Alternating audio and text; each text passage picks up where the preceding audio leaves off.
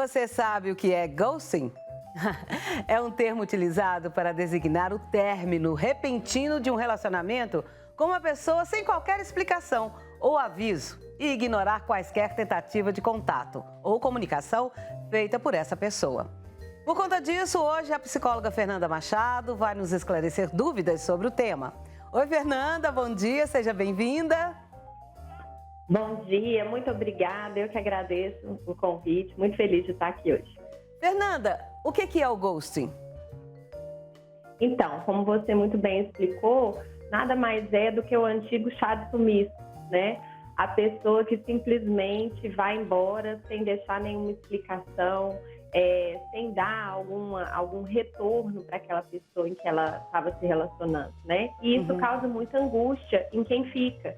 Então, por isso esse termo, né? A pessoa acaba se tornando um fantasma que fica assombrando ali a vida daquela pessoa que foi deixada, porque, Cleide, a gente precisa elaborar, né, as coisas, a gente precisa entender um pouco o que aconteceu. Então, às vezes a gente está muito envolvido e simplesmente a pessoa, né, o famoso dá o end ou bloqueia e some da vida da outra pessoa que continua conectada, porque não teve essa oportunidade de romper, né, de entender, de elaborar o que pode ter acontecido. Aí na cabeça aparece um monte de coisas, né? Aí, ai meu Deus, será que eu fiz isso? Será que eu fiz aquilo? Aí a pessoa pira, né? E Exatamente. O nome ghost em inglês quer dizer fantasma, é aquele que sumiu, né? Exatamente. Então a pessoa some e, como você bem falou, o outro começa a ficar se perguntando: será que eu fiz alguma coisa errada? Será que foi aquele dia que eu falei alguma coisa? A pessoa é como se tem um fantasma e ela se tornasse o caça-fantasma, né? Ela fica em busca daquilo, o que torna essa pessoa ligada ainda num relacionamento que não está mais presente. E isso é muito angustiante, né? A gente pode entender assim, gente, mas que absurdo, né? Por que isso acontece? Só que a gente sabe que, assim, ou a gente já tomou um ghost, ou alguém muito próximo já levou, algum amigo, alguma amiga. É uma situação que não é tão incomum assim, né? Porque, na verdade, as pessoas podem ter uma dificuldade, né, de desagradar, de falar uma coisa que possa deixar o outro triste, e aí ela usa como recurso um sumiço. Só que isso, na verdade, é muito pior. Por isso que eu falei que era muito importante falar sobre isso, para alertar, para que as pessoas que estejam pensando em dar esse chá de sumiço, né, em proceder, em realizar um ghost, não façam, porque isso realmente deixa uma ferida emocional no outro, né? Quem faz, geralmente, já levou e sabe o tanto que é ruim e mesmo assim faz. Então, não é muito, muito bom, não é aconselhável, né? Isso é uma irresponsabilidade afetiva, na verdade. Ah, gostei do termo, irresponsabilidade afetiva. E olha, esse negócio que você disse aí que, fez comigo, vou fazer com ele também, de dar o troco. Isso aí entra num processo que vai fazer outras vezes e fica uma coisa cansativa, fica ruim até para a própria pessoa que dá esse chá de sumiço, né?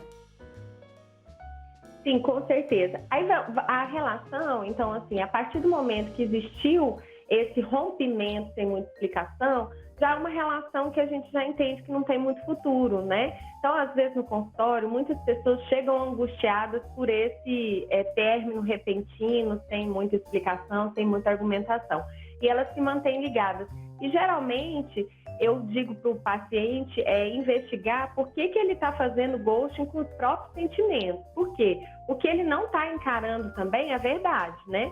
Uma pessoa que vai embora e não tem o mínimo de consideração em pelo menos te dizer o porquê ela está indo embora para te ajudar a elaborar e fechar isso, por mais doloroso que seja, não é uma pessoa desejável, né? O requisito mínimo que se tem para uma relação saudável é o diálogo, né? A capacidade de ser honesto, de ser sincero com o outro. Ninguém tem obrigação de ficar com outra pessoa, né? Então a gente tem direito, sim, de terminar quando aquilo não está mais satisfatório para a gente. Mas a gente também tem o dever, né, de apontar o porquê que eu não quero mais, ou no mínimo dizer, olha, acabou. Porque essa coisa de ir embora sem falar nada, dá uma impressão que está te colocando em banho-maria, ou seja, que a qualquer momento pode voltar. E, de fato, a pessoa fica esperando, né? Então, eu peço para a pessoa investigar assim, você está esperando o quê? né? Então, será que é realmente essa pessoa, é tudo aquilo que você imaginou ou é uma fantasia? Porque alguém que age assim não é alguém gostável, né? Não é alguém que você realmente quer seguir com uma relação. E essa relação também não seria saudável, tipo o que você está dizendo. Aí vira, né, uma troca ali bem doentia, né? Bem prejudicial para a emoção, para a saúde emocional. E como que superar uma relação com um fim tão repentino? Eu penso que a dor ela é inevitável. Muitas pessoas se culpam no sentido de, eu não devia estar chateada, ele ou ela foi um cretino, né? Sumiu sem dar explicação e acabam se culpando por estarem magoados ou chateados. Primeira coisa, a gente precisa aceitar a dor, né? Então, assim, deixar a dor vir e se lamentar, sim, porque querendo ou não é uma quebra de expectativa, ela gera dor. Porém, a gente aceita a dor, mas não se entrega a ela, né? Então, a gente aceita no intuito de elaborar. Eu acho que a não resposta do outro já é uma resposta, né? Então, o fato... Muitas pessoas questionam, será que eu tento um contato? Sim, você pode tentar um contato. Tentou um contato, viu que está bloqueado, ou a pessoa não respondeu, ou não atendeu a ligação, não retornou, eu acho que aí a resposta se consolida, né? A pessoa não foi capaz de dizer, não quero mais. Aí você, e aí a orientação é essa, é você aceitar esse processo, ao invés de ficar criando minhoca e fantasia, será que foi isso, será que foi aquilo, enfim. Porque a gente nunca vai ter essa resposta. A resposta, na verdade, essa pessoa foi embora, e eu preciso lidar com isso, né? E seguir em frente. E aí sim a gente vai, depois de elaborar um pouco esse luto, né? Porque, Cleide, olha o quão isso é grave.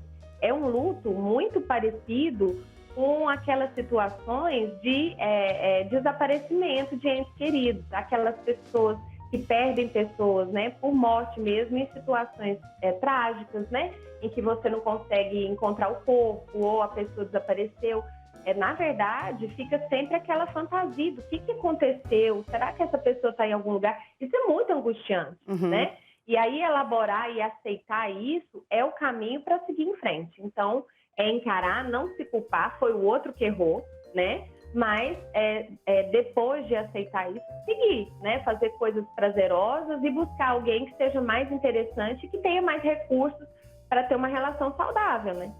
Quando uma pessoa some, a polícia pede 24 horas para depois procurar essa pessoa. Quanto tempo que quando num relacionamento a pessoa sumiu, a gente deve esperar? 24 horas também? Uma semana no máximo? Cada caso é um caso, né? Porque o ghost, ele pode ser dado numa relação que não tem muito compromisso. Então, aquela pessoa fala de tempos em tempos e aí, de repente, some uma semana e depois reaparece. Depende do status da relação, né? A gente, na verdade, também tem que identificar o que a relação está me oferecendo. Muitas vezes a pessoa namora sozinha, né? Então, às vezes o outro tem só uma relação informal ali, né? O famoso peguete, o contatinho, alguém que fica de vez em quando. E a outra pessoa entende que é a única, que tem um compromisso. A gente também tem que saber fazer as leituras, né? E ver se a gente não está se enganando.